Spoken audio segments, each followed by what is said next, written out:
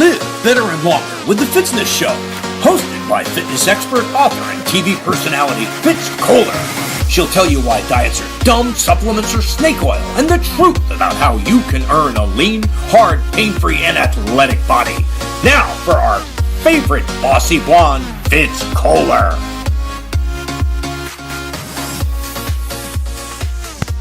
Hi team, I'm Fitz Koehler, your fitness expert from Fitzness.com, and welcome to the Fitzness Show. We got a lot to talk about today. A whole bunch of random stuff. I have things I just need to tell you.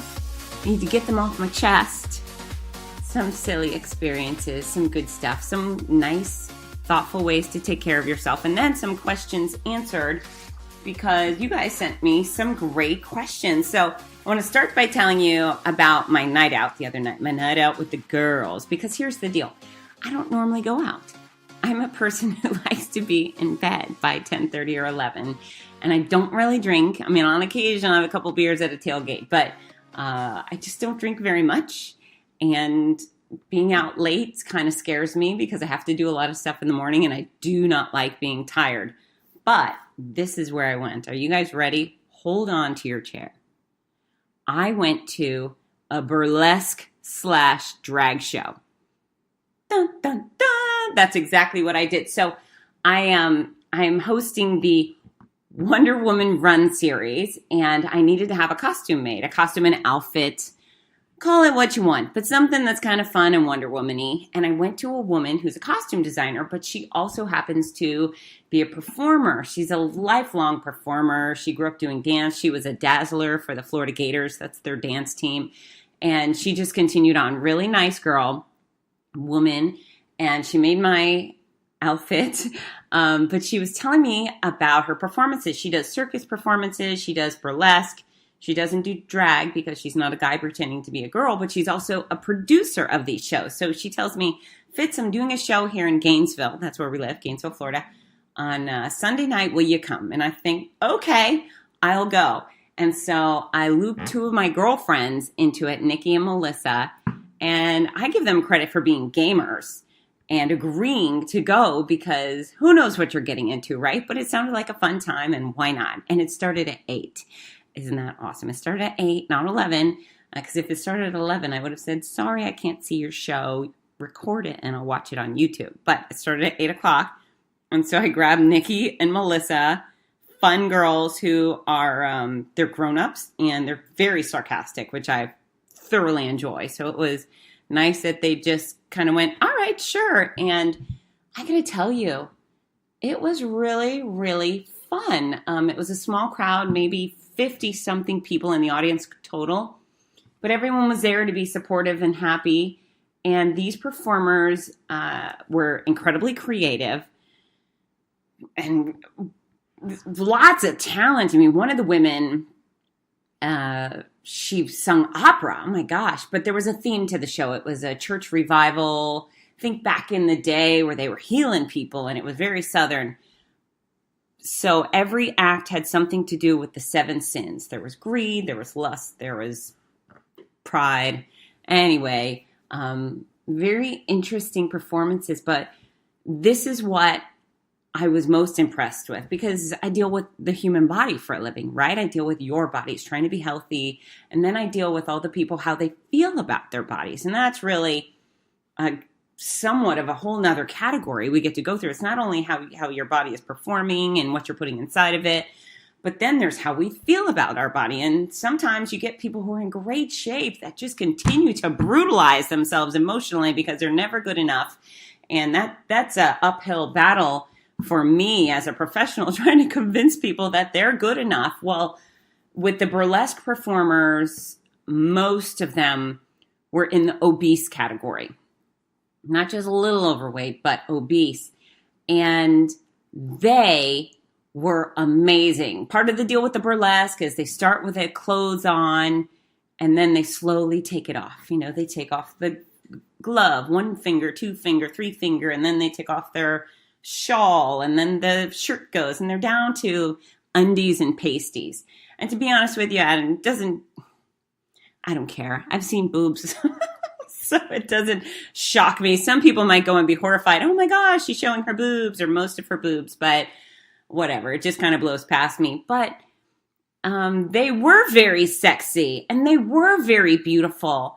And when they stripped all the way down to their pasties and their thong, even though they were in that obese category, they had the most outrageous, extraordinary body confidence of any women I've ever known. And I admired it. I thought, good for them. They feel so great. And I enjoyed the show. They didn't need to be this lean, hard person. Maybe that might have been less entertaining. But I really admired these women who felt so good about themselves, and they were coy and they were flirty and they were fun. And I mean, they're holding the fans in front of their body so you can't see. And I think that's the purpose of burlesque, is they take things off in kind of a seductive way, yet also covering themselves up in some regard. And so you think, ooh, take it off. I want to see you take it off. And there, I'm a hetero woman who has no interest in other women, but they did such a good job that I thought, woo, take it off. But they were great. They were so great. So I want you all to know, and I know you're on the treadmill or in your car and you're thinking, oh, Fitz, lay it on me, right? I think you all can be very, very sexy. I don't care how tall you are, how short you are, what your gender is, whether you're in great shape or not great shape. I think the sexiness factor comes with the attitude, with the way about you feel about yourself. Are you having fun? Of course, putting on some cute outfit or something goes a long way, or at least something you feel good in. And that could be great exercise clothes, or that could be a tuxedo or a fancy gown. I don't know. But you all are probably very sexy people. And so you just got to feel it. And that's what I got from these women, because maybe if I walked by them at Target, I might not think, ooh, that lady's sexy. But when she came on the stage and ta-da to the music with the smile and the glamorous makeup, I just thought these women were hot stuff. So you can be hot stuff too. And if you're in a relationship, turn that on, because I'm sure the other person, your partner, will enjoy the hell out of you being a super sexy person and just feeling sexy, because that really is. I'm going to have to go all sexy out because of these ladies. I thought, I can do better, right? And we all can do better. They were super hot stuff, and your body shape, your body type, none of that matters. It's all in the delivery. So give it a go, right? Give it a go. And then there was the drag performers. One was a really big guy dressed as a really glamorous woman, fully clothed, and he was just a heck of a lot of fun. He did some, I couldn't describe it if I tried. It was kind of a lip sync to, I don't know. I just can't describe it. It was that off the wall, but it was really kind of fun and funny. And then there was a young man dressed as a sexy lady, and he too pulled off super sexy. So, again, it doesn't matter. Just put on that persona. Oh, and here, ladies, this is the thing I learned. So my friend, the costume designer, who is the producer of the show, she comes over and she's busy producing. So she has a few bit parts in this performance, but she's not doing her whole burlesque thing. She comes over and her lips are amazing. I go, teach me, what is on your lips? And she said it was, I can't come up with the name, but it's the super cheap lipstick from Walgreens. I think, girls, you probably know what I'm talking about. It's about 99 cents per lipstick. But she put that on, red, and then she put red glitter on her lips. I kid you not. She had full-blown glitter lips like Betty Boop. Oh, so fancy and fabulous. And so in my mind, I'm thinking, how do I do that? And even at the Wonder Woman thing, I thought, I could maybe do that. But I talked too much. It would crest off and not look fancy. But maybe a fun night out, you get some lipstick and then you smush on the glitter. And apparently it stays, because lots of the burlesque performers were wearing that. It's, again, I learned a makeup tip at the burlesque show. But lots of fun. If you've never been to one, apparently even a rinky-dink small college town like Gainesville, Florida has them. So you could look on your things to do on Facebook or whatever. it was a really good time, but eye-opening. And, if I would have stuck around and met these women, I would have told them how much I admired them, because it was awesome. So we're there. And then the next thing I want to tell you about is Ivan Decker. I want you to YouTube Ivan Decker and the gym. He's a comedian that does a cry your eyes out hysterical bit on going to the gym. And it is just funny. I think I heard it on the radio on Sirius XM. You know how they have those comedy channels? So I was listening to that one day and I almost crashed my car laughing. But then I looked online for you so I could tell you to look for it. Ivan Decker, and the topic is the gym. It's what you need to do, right? And then my other burden in my life, this is just stuff I'm getting off my chest because no one wants to hear it, but I have 2 children. One of them is a 13-year-old boy, and he told me the other day that my canines were not sharp enough. You heard me. As if we don't have a million things to be self-conscious about. My canines are not sharp enough.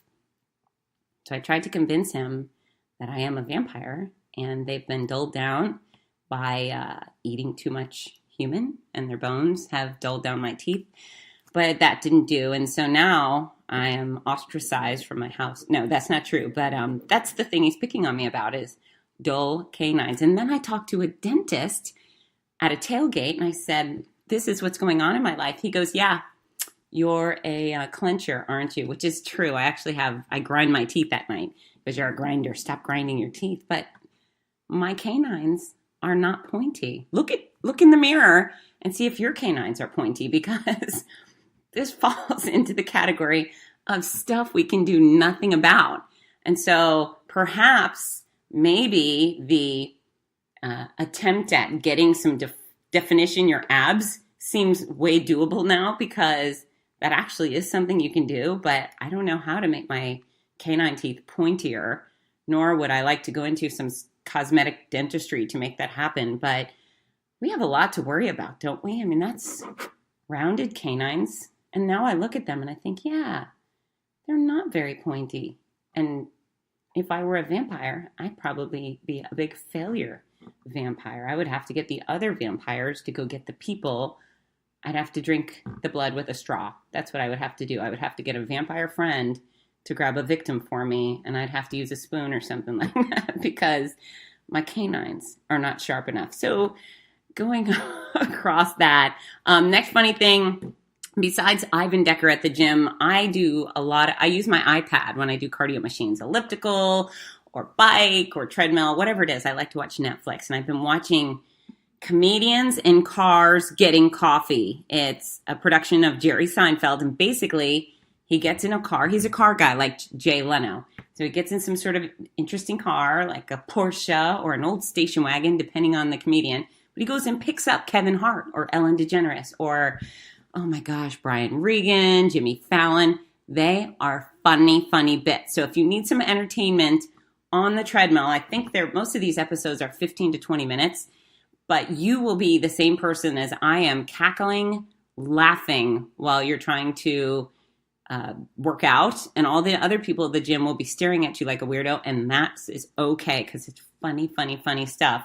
I think there's about 3 or 4 seasons of it. I've only gone through one, but funny as heck, and that's something important you need to focus on is your cardio entertainment. So Comedians in Cars Getting Coffee.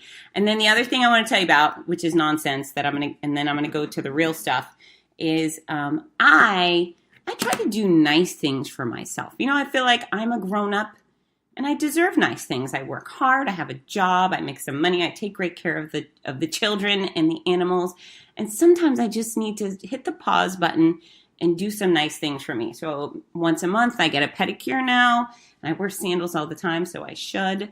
And I go see the animals at the farm, and they are very good for my sanity. Oh my gosh, they're so cute. I could talk for an hour on the cuteness of these animals, and I will someday. I'll tell you more. However, this is a very simple pleasure that I've been enjoying. I'm a big fan of citrus smells, and I don't do floral anything. So in my shower, I got at TJ Maxx this scrub. It's in a tub container, and the brand is Asquith and Somerset. But I have one that's orange, one that's pineapple, one that's lemon. I smell very fun and fruity.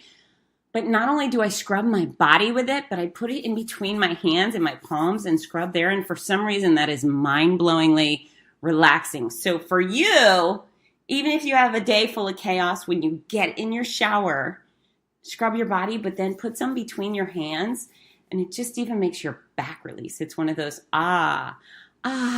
moments. So this is the weird stuff I'm doing all day. But do you have the Bitmoji app if you have a cell phone? I don't know if it's only iPhone users who get it, but it's called Bitmoji, and that's where you get the little likeness of yourself. So a lot of people see me use them online, and my little character looks just like me, and she's doing all sorts of stuff and responding. She says things. Anyways, there's a new section of the Bitmoji called self-care, and self-care seems to be a big trend now. People are talking about self-care. That scrub between my hands is my version of self-care. So self-care yourself up and get some good scrub or some rough sugar, whatever it is, but it feels fantastic. All right. So now I'm going to go into the real fitness stuff because that's what you came here for. And I've droned on enough. I might actually drone on a little more at the end. But I've got some great questions for you. And I love it when you guys send me questions because you give me great topics to talk about. And if you have a question, it probably means that there's about 75,000 other people with the same exact question. So my first question came from Jennifer Hall, who asked, how do you improve your metabolism? So your metabolism is the fire. Think of a furnace. And how do you keep a fire going in that furnace? You have to do things like throw in more coal, throw in more wood chips. You have to stoke the fire. You take your little metal stick, and of course I'm Floridian, so this is my impersonation of the thing with the fire is you swish it around, right? That's kind of how our metabolism stays high. So the more muscular you are, the higher your metabolism. So if there's you and your identical twin, you have the same height, same weight, one of you is harder and one of you is softer, the harder twin, meaning more muscles, that person will burn more calories per minute doing absolutely anything. Sitting still, lying down, riding a bike, dancing, pouring coffee, all of those activities, your harder twin will burn more calories doing. So if you want an increased metabolism, the first thing you have to do is commit to strength training because muscles simply require more energy to exist. And so your body has to keep fueling those muscles so they're burning off calories to keep them going. So strength train, strength train, strength train. Try to say that 3 times fast. But that is the most important thing you could do for your metabolism. Constantly moving. So get up, move around. The second you start moving, you start putting your body into activity mode and it burns more calories. In fact, after a significant exercise session, whether it's 5 minutes of jumping rope or an hour of Pilates, your metabolism stays raised for a significant period of time. Could be 30 minutes, could be 60 minutes, but the period after you're exercising, after you're done exercising, you're still at a metabolism high. So commit to getting your heart rate up, doing something special, even if it's just for 5-10 minutes, you can increase your caloric burn just by being more active for a little while. And then nutrition. If you don't eat for a long time, your metabolism slows down. If you snack often, if you're a person who has a bag of carrots at 9 a.m. and then you have some yogurt at 10:30 a.m. and then you have a sandwich at noon, your metabolism will be faster. And so I think it's interesting how people are saying, well, I'm going to fast. I'm just going to not eat for a long time. That's a really good way to kill your metabolism. And if you think about that fire, that actual fire in a furnace, if you leave it alone, it peters out. So don't leave that fire alone. Mess with it. Become more muscular. Remain very active. And then stoke the fire with food. And again, it doesn't have to be a huge amount of food. You don't want to go over your caloric budget, but you do want to keep your digestive system on its toes and moving. Drink lots of water. It's interesting, many years ago, so my very first book was called the Everything Flat-Bellied Cookbook, and that was a book that I was contracted for. A publishing house said, hey, we would like Fitz Koehler to write a book for us. How about this? So again, Everything Flat-Bellied Cookbook, and I provided 365 simple and nutritious recipes for people to cook at home to lean up, healthy, low calorie-ish recipes. And then they came back and said, can you write another book? And it was, I think it was 365 ways to boost your metabolism.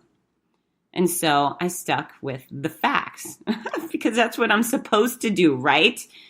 The facts. And I talked a lot about different ways to keep moving, different ways to incorporate snacks, strength training exercises. Just, it's not super science, but there's some stuff people say, well, if you have cinnamon or spices, it'll raise your metabolism. Really?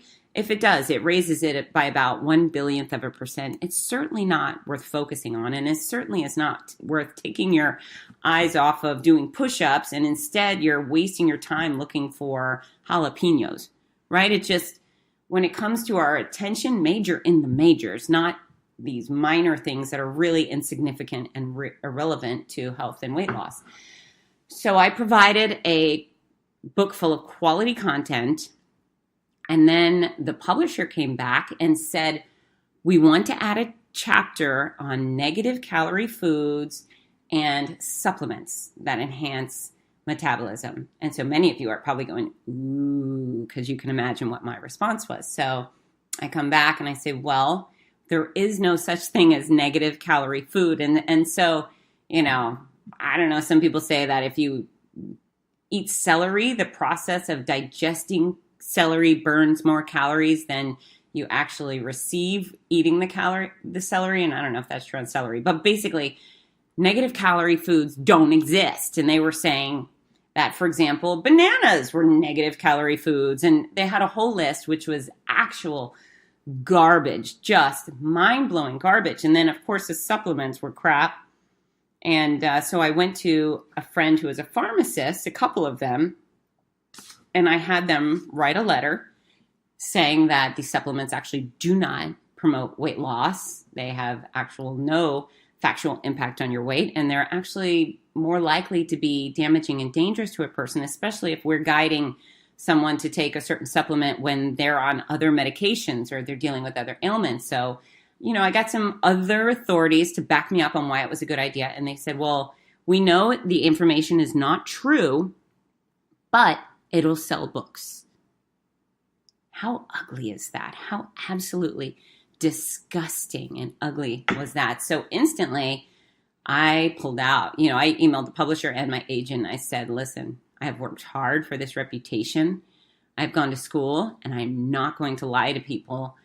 So I want nothing to do with this. Either you pull the content or you pull me from the book. And so what they did, it's interesting. My contract had me listed as, I don't know, maybe the word was something simple as writer, but not author. And so that one word in my contract made me lose all control of this book. So if I would have been listed as author, I would have been able to dictate every word.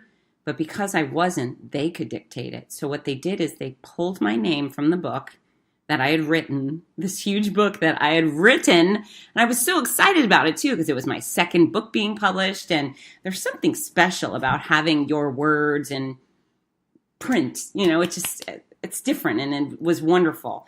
But yeah, they got some low-grade, cheap, lion-stealing chick with a nutrition license. Shame on her. I'm sure karma will get her for lying to you. But they put her name on my book, added those crappy lying chapters, and released it. And so that was hurtful and disappointing, and one of those really hard life lessons learned. However, it was very important to me. There is no dollar. There is absolutely no amount of money that would make me sell out to you. I would never lie to you. And this other person, whoever it was, I think it was a woman, who put her name on that garbage. Shame on her. But so they paid me X amount without my book being published or my name being on the finished product. However, what happened is they were pre-selling the book. And so the book, I think if you still Google it, it'll say 365 Ways to Boost Your Metabolism by Fitz Koehler. Yikes. So that really made me unhappy because I really don't want any connection with that. But metabolism, the moral of the story is you just got to be more active. You know, if you eat smaller amounts more regularly, drink lots of water, your metabolism will be where it wants to be. But you're in control of it. It all comes down to watching what you put in your mouth, doing it regularly, and moving your body. So that's it. More active people, stronger people, more muscular people, people who eat more frequently, they have a higher metabolism. And then, of course, there's those people that nobody likes that just naturally have a high metabolism, and good for them. Good for them. We're going to be congratulatory as opposed to mean the way we would actually like to be. Jennifer has a follow-up question. She said, you might have covered this before, but my Garmin shows calories burned and includes resting calories. I determine how much is automatically burned each day before exercise. Resting calories burned, determine how. So I give you the exact formula for weight loss. That's actually based on 10 calories per day being how many calories our bodies burn per pound of body weight. So if you weigh 150 pounds, if you were almost solid muscle, you would naturally be burning about 1,500 calories per pound of body weight. A less muscular body, someone who has a higher percentage of fat, maybe 18% of fat, 30% of fat, metabolism significantly slower. So I am not sure. I don't know how this Garmin is working, to be quite honest with you. What I have found in my profession is that most of these devices are wrong. So if you get on a stepper and you poke in your age and your weight, it will tell you how many calories you have burned per hour during your exercise session. But that device has absolutely no idea what percentage of body fat to muscle mass ratio you have, how tall you are, how short you are, how dense you are. So we can assume that those machines are wrong 99.999% of the time. They're just inaccurate.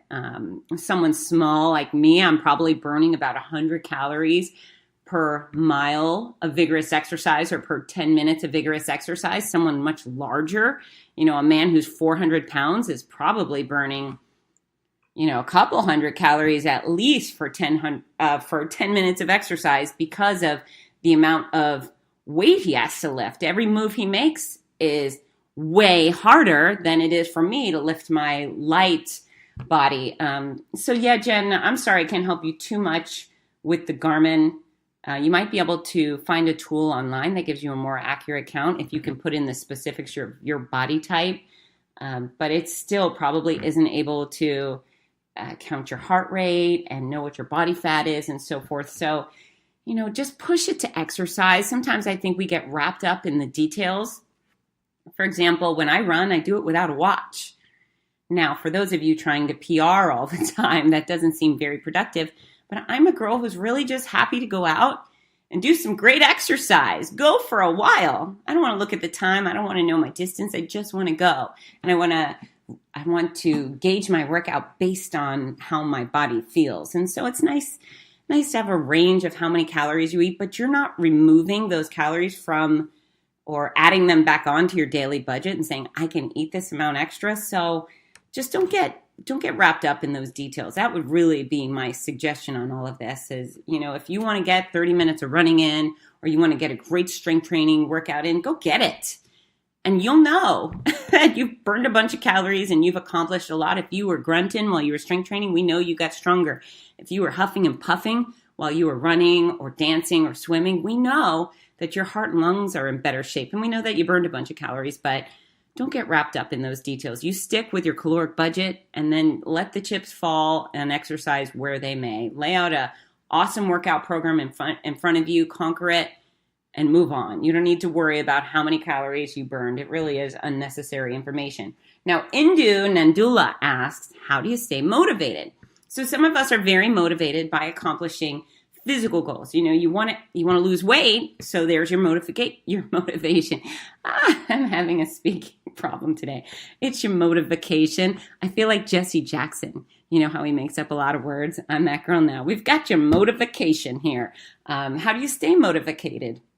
Well, you stay motivated by setting a goal in front of you that's exciting, right? So maybe it's weight loss and you work hard to lose the weight. It might be 100 pounds, it might be 10 pounds, but you stay motivated because you're getting closer and closer to your goal. You stay motivated to train for your upcoming triathlon because you're excited about the triathlon and you have the fear of God in front of you because if you don't train, that's going to be a really unpleasant day. I know when I was fighting as a kickboxer, my motivation stared back at me in the mirror. I didn't have the best face in the world, but man, I didn't want it to be any worse. And so I was in the gym training hard in the morning. So I would unlock it myself and I'd go and I'd work that bag until I couldn't work it anymore. And then I'd go to the stadiums and I'd run because I knew whoever I was going to fight next was training too. And so that was my motivation. Sometimes people accomplish certain things and there's a little bit of a letdown. Timothy Powell has been going through that lately. His big buildup was to run run Disney's Star Wars half marathon. And he did it with the 10K the day in front. So he really accomplished a lot. He pushed himself. The half marathon turned out to be semi-dramatic. He got to a point he thought he might not be able to go on. And I called and gave him a little, what for? I think he would have finished that race anyways. But then he finished strong and that was his motivation. And so the motivation kind of waned a little bit after that. He thought, oh, what am I working for? And that's when motivation becomes tough, especially after you've accomplished a goal or if you feel like you're maybe not moving fast enough to the goal. And what I want you all to start to realize is you don't need motivation to brush your teeth, right? It's just something you get up and do. You might need a little motivation to floss. Flossing is a little trickier in the mind of many. But you don't need motivation to brush your teeth. Now, if you lost a tooth, it would stink. You might look kind of funny, but you'd still be able to eat your food, right? Now, if you lost all of your teeth, if they all fell out and you had no more teeth left, would you be able to live? Yes. You might be self-conscious about your smile, but you could live. You could drink everything through a small. You could gum down some Jell-O and some yogurt. Some mashed up steak, you could do it. So even though those teeth of yours, your pearly whites, they are unessential for living, you still have the habit of taking care of them every single day, morning and night, sometimes even more than that. Now, your heart, for example, if you don't take care of your heart, what happens? You get pretty sick. Life becomes pretty difficult. Congestive heart disease is a very bad thing. Now, if your heart goes bad, all the way bad, can you live? No, the answer is no. And so think about that. And of course, there's a lot of things that we can talk about in fitness that are very motivating and very exciting. And you could put memes on your wall and you can hang a bikini from your refrigerator and you can hang out with fit people and you can join a gym with great instructors. But at the end of the day, it should be part of your regimen, part of who you are. You don't think about brushing your teeth. There's no teeth brushing support groups. Is there a hottie tooth challenge that anyone's joining? I don't think so. Everybody just kind of does it. And if you really care about living well and living long, and even more you care about living in a body that you're proud of and feel good about and good in, eating right and exercising has to be part of your regimen. I think it's real fun when we've got a goal to attain and a game plan for athletic adventure and so forth. But it almost gets a little tiring sometimes, especially from my perspective as a professional. Sometimes I look around and think, what do you mean you need motivation? This is your life, right? You probably wash your car a couple times a month. You clean out the trash, right? You vacuum the floor because there's stuff there, and that's embarrassing. We don't want to have a guest get in our car and then there's dirt on the floor, or we've got wrappers and things like that. We're embarrassed about the state of our car. Shouldn't we put as much priority and pride in our physique, in our self, in our health? I think so.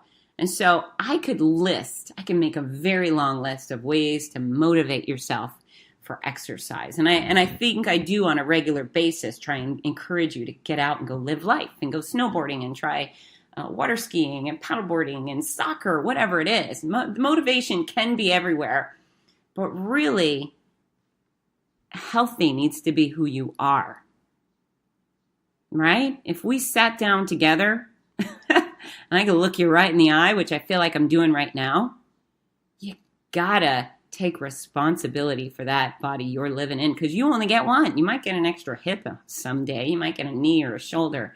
But for the most part, you got what you got. And your car, you'll replace that car of yours many, many times. You're not going to be able to replace your heart, your lungs, your spinal cord. Those things are the thing just stuck with. So yeah, motivation, we can pick the fun stuff all day.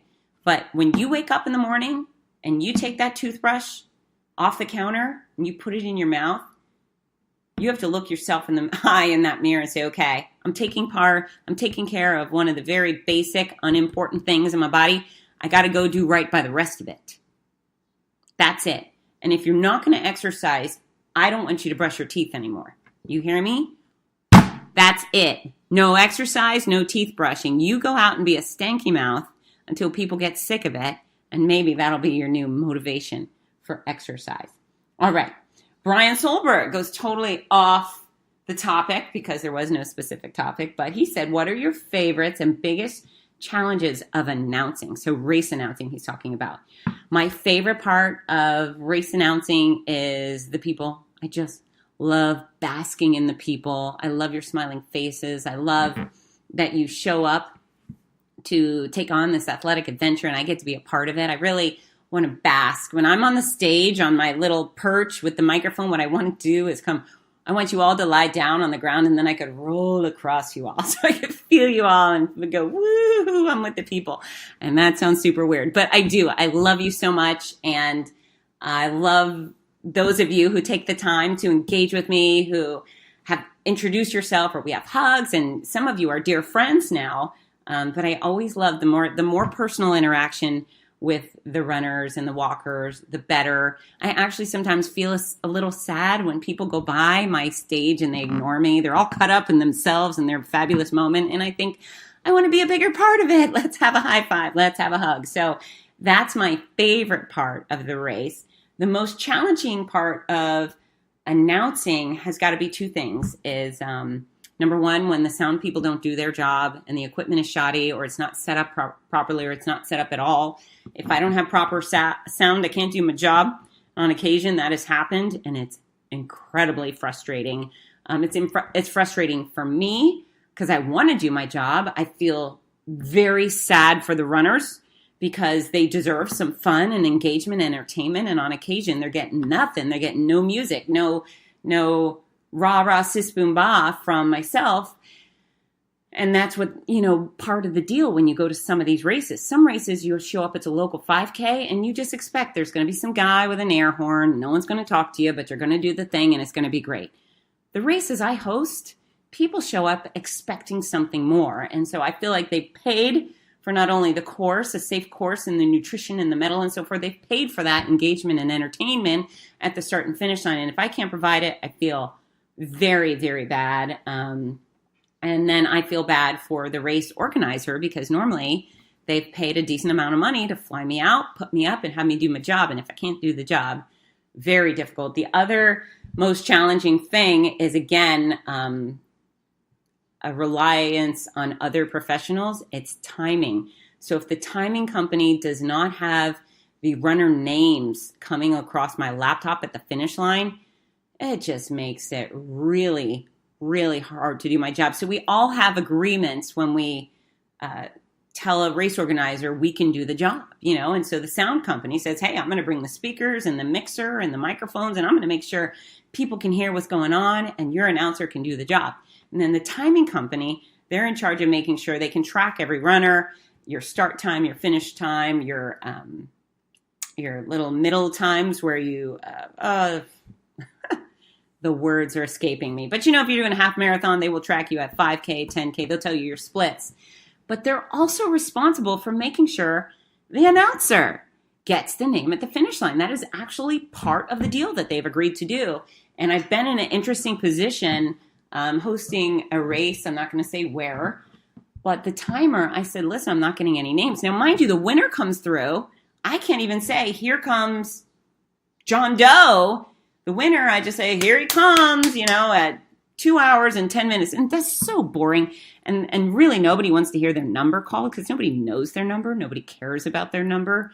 It's just really dumb. So I tell the guy, hey, listen, I need names. He goes, listen, that's not important to have the names. What's important is after that I've timed every person coming through. And I said, no, this race organizer has paid a lot of money to have me here so I can tell Michelle Smith specifically that she has done a fabulous job. So get me those names. And finally he did. But I don't like being put in a position where I have to be stern with other contractors who are failing their job. And so, we all have a job to do. And if I were lacking mine, I would expect someone to call and say, hey, Fitz, we need you to blank a little more. But that's really the only hardship of race announcing, that and maybe travel. Sometimes travel can become a little exhausting. But other than that, I love every second of it. I love every minute with the athletes from beginning to the end. And I don't like it when it's over. It's one of the reasons I'd really like to announce Ironman for no other reason than it's a 24-hour day. Sounds like a lot of fun to me. I really, maybe at the end of a 24-hour day, I'd be ready to go home and walk away. So we'll see. I'm sure that'll happen one day. It hasn't happened yet, but a 24-hour day would be really nice. So on to the next subject. Michael Jones brings up one, and I know it's a common question. He says, I would really like to hear you explain again why keto and other restrictive diets are a recipe for failure, whereas the exact formula for weight loss works for life. So anytime you're given extreme deprivation, rules of deprivation, you're bound to fail. And so with the exact formula, you learn how to eat the right amount of the right food for the size you want to be. You all get your very specific caloric budget based on your specific size goals. And so based on science, we know that if you weigh 1,500 if you want to weigh 150 pounds, you need to consume 1,500 calories, no more, and eventually your body will shrink down to that size. It's just your goal weight, 0 on the end. It works across the board for everyone, and it's healthy. Now, if you want to be 150 pounds and you're 550 pounds, well, you want to gradually get down to the 1,500 caloric budget. If you start at 500 pounds and you want to weigh 150, well, you probably should start off with a 4,000 calorie per day diet until you get down, or not diet, budget. I don't even like the word diet. It makes my blood boil. But, you gradually get to one goal and then reduce your caloric budget to make the next. Now, within that exact formula for weight loss, there's absolutely nothing I tell you not to eat. Nothing. I don't tell you that you shouldn't eat meat, or you shouldn't eat fruit, or you shouldn't eat beans, or you shouldn't eat sugar. I tell you to do it wisely. And the more wisely you do it, the easier it'll be. If you want to spend your 1,500 calories on a fancy coffee and a donut in the morning, and that's all you eat, well, you can lose weight. However, recipe for failure, because by the time you get to noon, if all you've eaten is a donut and a fancy coffee, you're going to be hungry, you'll have a headache, you'll be cranky, you give up and quit. However, within that caloric budget, if you eat tons of produce, very high, nutritious, low-calorie produce, you'll feel full, you'll be satisfied, you'll have ease with digestion. You put in some lean protein, some lean dairy, you have some beans, you have some grains. You'll be successful. There's wiggle room in there for you to have the things you really like. Hopefully you'll learn to start enjoying the things that are more nutritious and lower calorie that fit into your budget. And that's what I find. When people use the exact formula for weight loss, they start becoming an investigator. They are first surprised and appalled at how many calories they actually already eat per day. And then they find modifications. A lot of people, instead of having a turkey wrap in a pita or a tortilla shell, they're having it in a lettuce wrap. Or they change their fried chicken salad for a grilled chicken salad. They just start making minor alterations. Instead of dumping dressing on their salad, they become a dipper. It's not that complicated, but it's all within the realm of what people really like to eat. They just start modifying their own habits, yet there's still some wiggle room in there to have a beer or to have some pizza, real pizza with white dough. There's nothing that tortures you if you're using the exact formula for weight loss, unless you're just gluttonous and you really like gluttony. The exact formula for weight loss is very reasonable, and it's something that you will gradually learn to adopt into your life. And once you get to your goal weight, you have to stay there. This is not a temporary measure. This is a permanent thing. This is a way of life and something you can continue on for the rest of your life. And I'm proof of that because I'm 45 pounds less than I was my freshman year in college. And I, in my head, count the calories every day. So it's very, very doable. But what happens with other diets, keto being one of them, is it tells you don't have these particular things. And what happens when someone tells you, you can't have this? You want it. That's right. I heard you all say that back to the podcast. You all said, I want it. That's right. If somebody says you can't have pizza, all you think about is pizza. If they say you can't have chocolate, all you think about is chocolate. And so diets are dumb. They're temporary measures that lead to temporary results. Some of these things are absolutely unmaintainable, nor should they be. And so you take a thing like keto, where they try to tell you don't have bananas or apples or oranges or kiwi or melons or lemons or plums. They actually tell you not to have that. Those are things you shouldn't have. And if that's not the most absurd, moronic direction I've ever heard in nutrition, I don't know what is. There's actually some organized group of people telling you not to eat an apple and not to have a banana. There are severe consequences to this type of behavior. We start with the nutritional deficiencies, and a lot of people doing this keto, quote unquote, diet, they're nutritionally deficient because they're eating lots of fats and lots of meat, and they get a few other things throughout the day, but they're lacking nutrition because they're not getting a well-rounded, diverse amount of produce.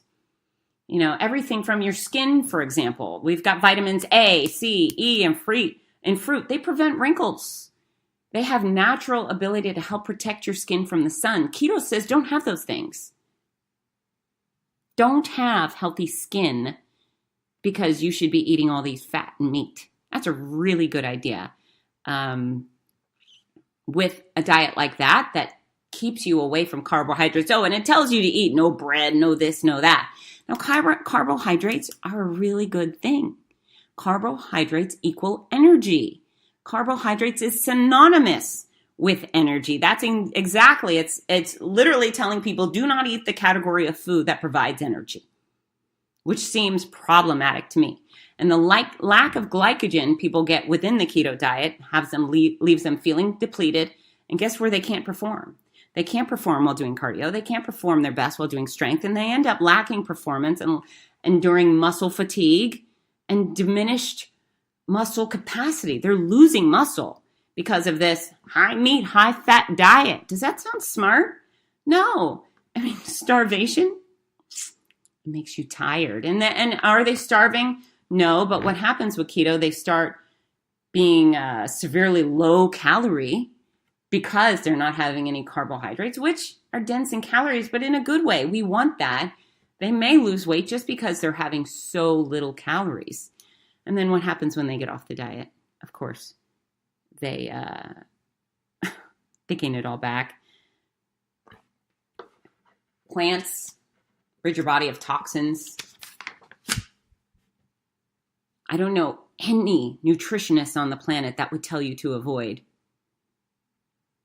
produce, any sort of produce. It's just as dumb. Now, are there certain types of produce you maybe have less often? If you had 10 bananas a day, may not be so good because they are a higher calorie food. But if you have a banana and some watermelon and an orange, it sounds like you've had some really healthy choices. If you lack fiber, and here's the other thing. The fruit and the veggies, they are dense with fiber, which is the thing that makes you feel full and the thing that aids digestion. So if you're doing a keto diet, plan to be stopped up. Constipation's a lot of fun. I'm sure you've all experienced that. It's a really good time. So if you want to be constipated, keto's the way to go. Atkins, it all falls into the same categories. If you have digestive issues like IBS or Crohn's, expect to live in a nightmare world. It just doesn't make sense. And so instead of going on this really dumb keto diet, and I tell you what, there's people out there listening to me right now, believe it or not, they will know what the formula is. They will know that anyone telling them not to eat an apple is an idiot, yet they will do it anyways. They will give it a try. Well, my friend lost weight, so I'll try it. We have friends who have lost weight on cocaine. We're not going to do that. We've had friends who've lost weight on chemotherapy. We're not going to do that. Just because people have temporary weight loss results does not mean it's a really good idea. You will end up with vitamin and mineral deficiencies, weakness, skin issues, constipation, cramps, all sorts of unfun things. And that's because of this dumb diet. So where do you go with that? What you do is maybe you're a guy or a girl who eats too much sugar. Back off the sugar. You don't need some diet to tell you to back off the sugar and never have sugar again. Just back off. Start eating more broccoli. Have an apple. An apple's a really good choice compared to a candy bar. If you're having full calorie sodas or juices, knock it off. Have a diet juice. Oh my God, a diet juice. She said diet. Yeah, you know what? Aspartame is the most highly scrutinized ingredient in the history of the FDA. There's absolutely no proof it's causing anything other than weight loss. Doesn't mean it's causing weight loss, but when you stop drinking 700 calories or 2,000 calories a day worth of soda and juice, and you find an option that tastes good and keeps you satisfied, you'll lose some weight. In fact, if you want to get all wild and crazy, you could just drink water. Seriously, you could just drink water. You don't need to give up white stuff altogether. You could just cut back. You know, if you're sticking with your caloric budget, that's what you're encouraged to do. Is you go to, say Olive Garden. You go to Olive Garden, you get some shrimp, and you get some veggies, and you get a scoop of pasta. You don't get a plate of pasta with a little bit of shrimp mixed in. You just change the focus. More of the healthy, high densely nutritious stuff, and then less of the things that aren't so nutritious that have a lot of calories. So thank you, Michael, for asking the question. I could rant. Obviously, I am a bit of a ranter about this, but the diets are dumb. Anytime someone takes out a category of food for you, you should question their intelligence. And really, I work with plenty of nutritionists. None of them support this. None of them are telling people to cut out entire food groups. And not one of them would suggest you cut down on apples and oranges. Not one. And so if you've got a bozo friend who's suggesting you try this, I suggest you show them that little finger in the middle of your hand, because they clearly do not have your best interest in mind. Be wise. Just make good choices. Make better choices all the time. And perfect's boring. And you just don't need something rigid like that. You don't need it. You don't need the supplements. You don't need the pills. You don't need the lies. You don't need to spend your hard-earned money on crap that gets you nowhere. The only food group that I think is fair for people to remove, and it's mostly because of ethical reasons, are animals. If you want to be a vegetarian because you don't enjoy eating our furry friends, I get that. And that's fair. You have to make an extra effort to get complete proteins. You have to eat the beans, and you have to eat the nuts, and you have to go out of the dark leafy greens. You have to seek out sources of iron and protein. And so I think it's very fair if you're ethically removing a food group. But I don't know if anybody removes pizza over ethics. And I certainly don't know anyone who removes apples and kiwi and watermelon for ethical reasons. So just be smart. Be smart. Go to the burlesque show. Scrub your hands. I'm going to touch on one more subject because I promised I would, and I think it's really valuable. So Barb Raster. Barb is one of my hotties. She's been a hottie for a couple of years now. And when she joined the group, she was over 200 pounds.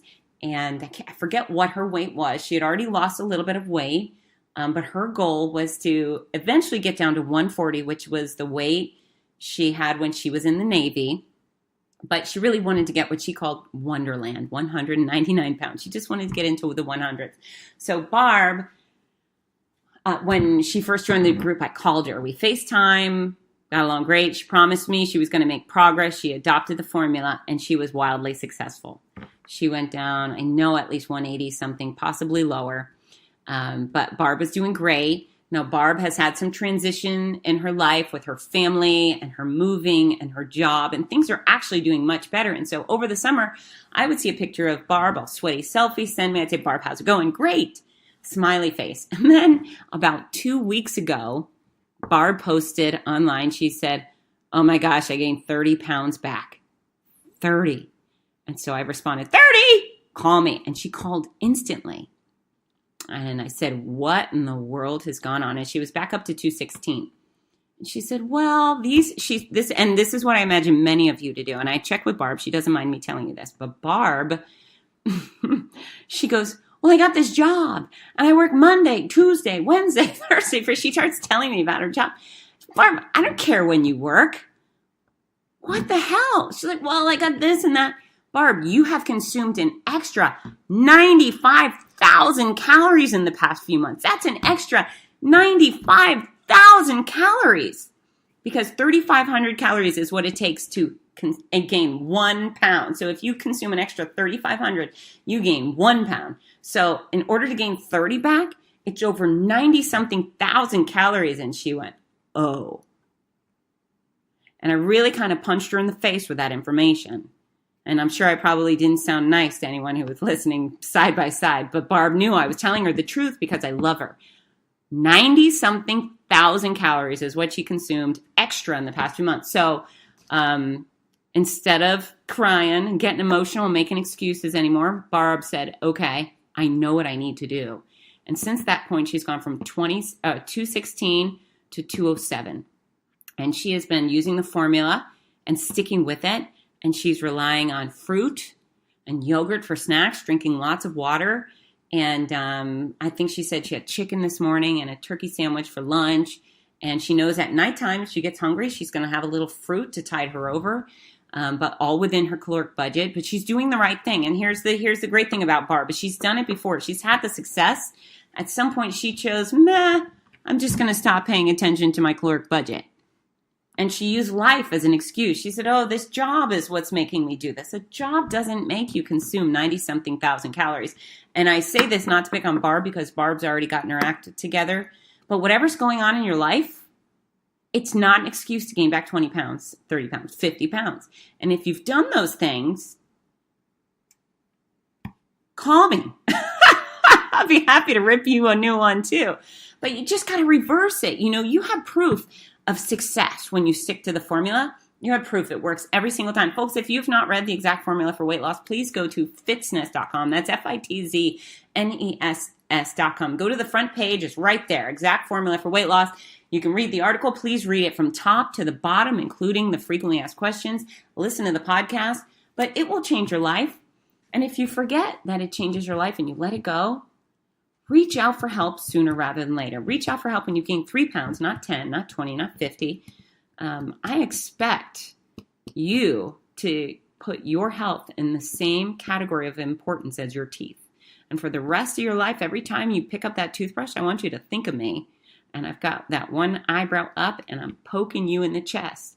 And the commitment and the agreement we're making is if you dare pick up a toothbrush and you pick up that toothpaste and you dare put it in your mouth and start scrubbing, then you are going to put in some effort on that entire body of yours, because that body of yours is going to take you a lot farther and count a lot more than those special teeth in your mouth. You got it? Oh my. So we have covered a lot of things today. Again, I love you all. I love you so much. Thanks for listening to the nonsense. Thanks for listening to the solid advice, because I tell you what, it comes from science. It's the truth. And I really want you to absorb it and utilize it to make your life better, to help you live better and longer. If you haven't already done so, please follow me at Fitzness on Facebook, Instagram, Twitter. I'm on YouTube. If you go to YouTube, on my Fitzness channel, there's a playlist full of tons of workout videos. Do the hip stretches, do the foam rolling video, do the fun pull-up videos. There's all sorts of cool stuff to help you train. But again, I'll love you very much. Send me some more questions. I love answering them for you. You've given me some great topics to talk about. And stick around, listen to Rudy Novotny tell you about my Morning Mile program. And now it is time to get to work. Bye, everybody. Hi, this is Rudy Novotny, the voice of America's marathons. We all love how much running has benefited every aspect of our lives, so much so that most of us only wish we'd started sooner. Wouldn't it be wonderful to give the opportunity to children of today? Well, you can. The Morning Mile is a before-school walking and running program that gives children a chance to start each day in an active way while enjoying fun, music, and friends. That's every child, every day. It's also supported by a wonderful system of rewards, which keeps students highly motivated and frequently congratulated. Created by our favorite fitness expert, Fitz Koehler, Morning Milers across the country have run over 2 million miles and are having greater success with academics, behavior, and sports because of it. The Morning Mile is free to the child, free to the school, and is inexpensively funded by businesses or generous individuals. Help more kids get moving in the morning by visiting morningmile.com. Champion the program at your favorite school or find out more about sponsorship opportunities. That's morningmile.com. Long may you run.